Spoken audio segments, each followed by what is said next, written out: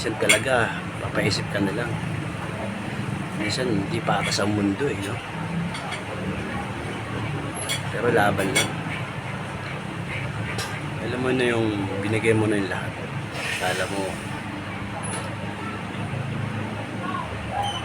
sayo na siya. Pero gulat ka na lang.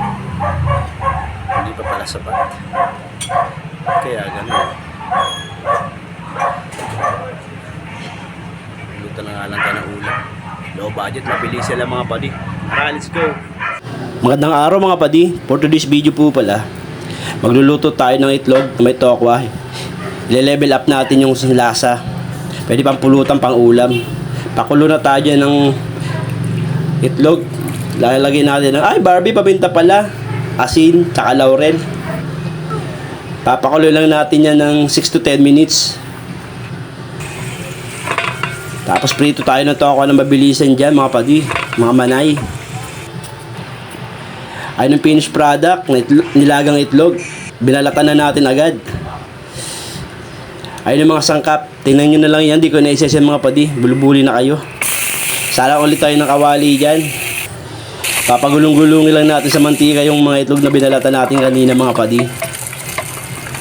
Para magkaroon lang ng bakas ng kawali.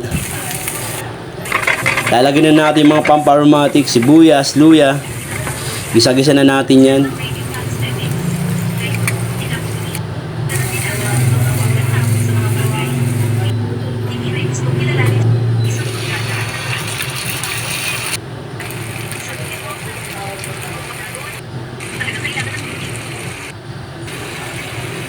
Naglagay pala tayo ng soft drinks dyan. Pwede Coke, Sprite, bahala kayo kung anong trip ng soft drinks.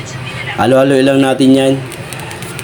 Optional, naglagay tayo ng chili flakes para may sipa ang lasa. Ay! Barbie, pabinta pala.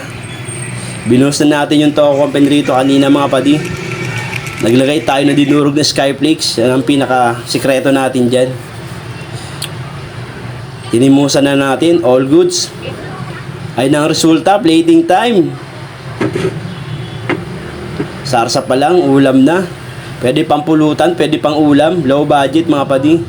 Kitang-kita nyo naman.